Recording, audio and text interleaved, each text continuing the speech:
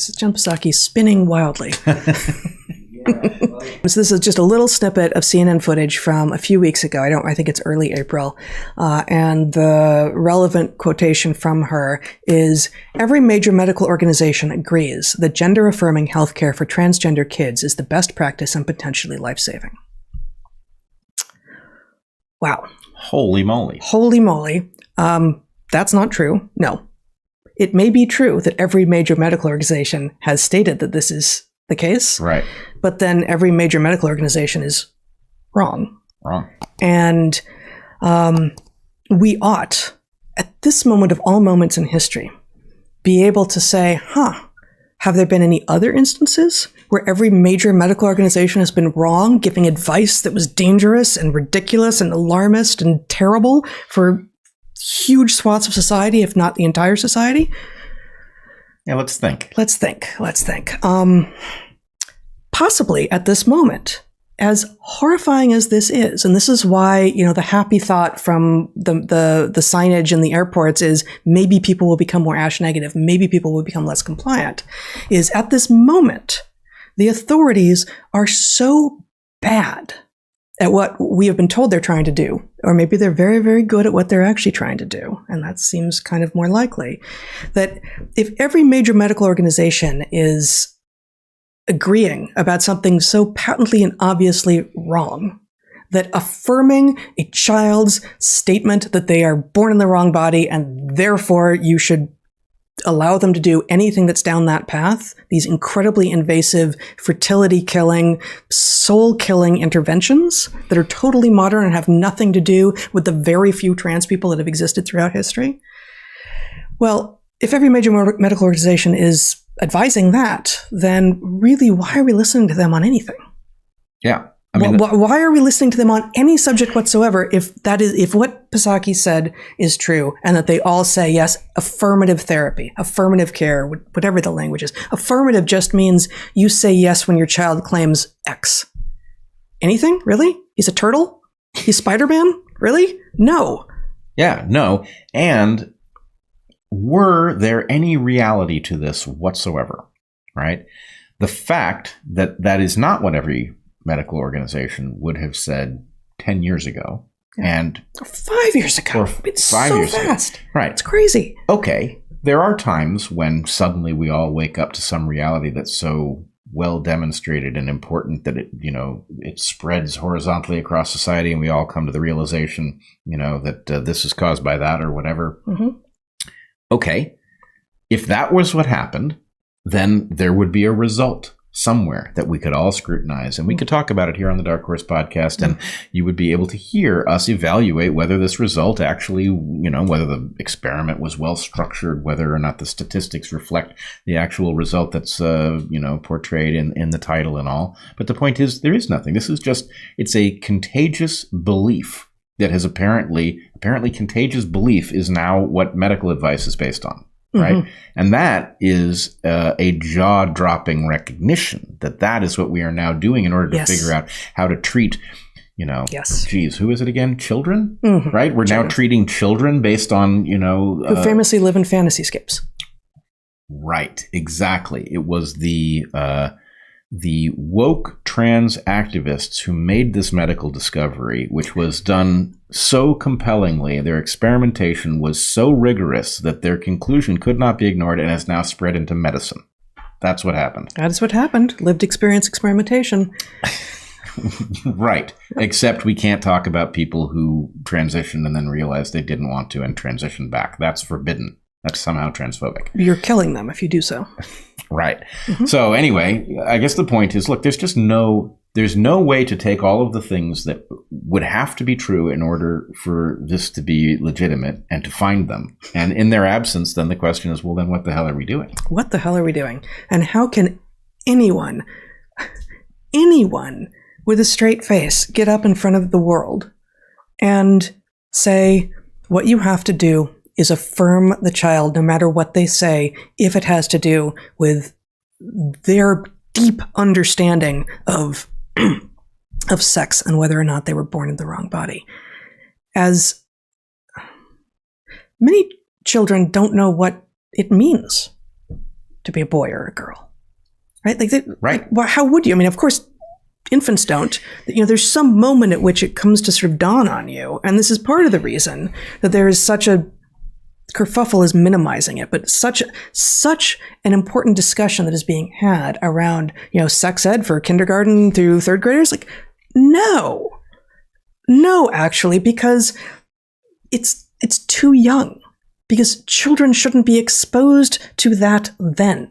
Well, it's also sleight of hand in the following sense, right? Now, as we've said every time we've talked about this, there are trans people. Mm-hmm. We should treat them with respect. They are deserving of respect. It's not an easy path to follow. Well, in order to treat them with respect, surely we're going to have to educate the kids that there are such people, right? And then what we're going to do is we're going to say to small children who have no way to calibrate what we're saying, some people are born in the wrong body, right? And children are going to think, I wonder if I was born in the wrong body. A thought that might not have occurred to them otherwise, right? And it's a little bit like if I said, if I took a 3-year-old, a 5-year-old, a 7-year-old, and I said, some people are colorblind and see the world differently than you do.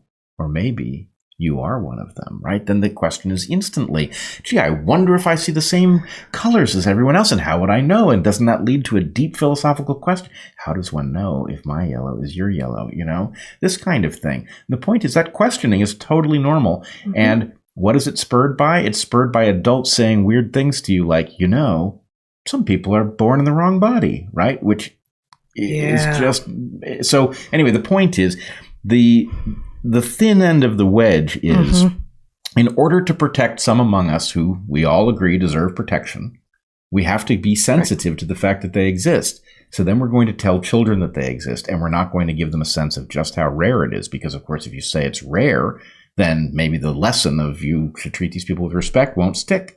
So you have to pretend it's very, very common, right? And once you've pretended it's very, very common, the child can't help but wonder. And then you're in some sort of medical malpractice situation if you fail to validate the child wondering one day on the basis of what you told them that they too might be born in the wrong body. No, and I made this argument here a while back, and then I also wrote about it on my Substack. I'll put it in the show notes. Which error do we prefer to make, right? Which of the two types of errors do we prefer to make? Do we prefer to make sure that no actual trans person has ever been delayed in their ability to transition, which would cause them to be somewhat less good at passing as the opposite sex as an adult, recognizing that trans people are exceedingly rare?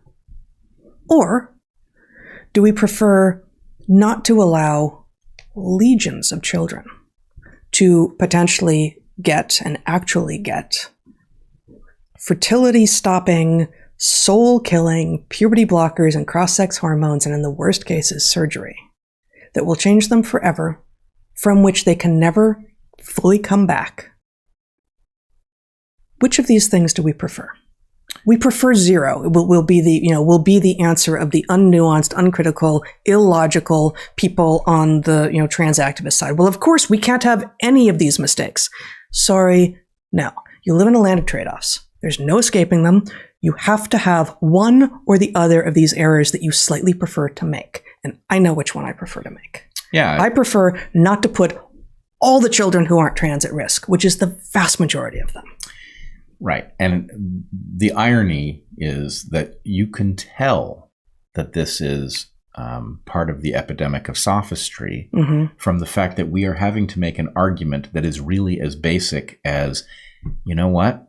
Being a parent isn't simple, but this is the job, is figuring what is in your child's interest because they can't do it yet.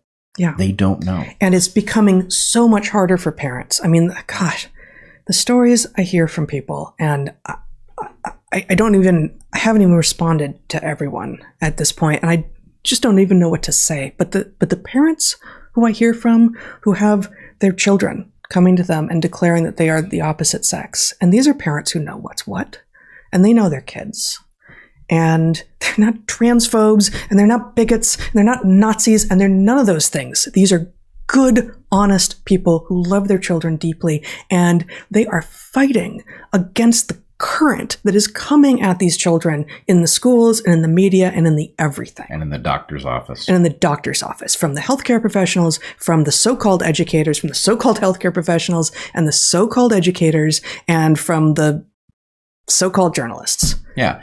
All of whom are doing a propaganda job, and it's destroying children. And how dare they? Right. And why, let's put it this way.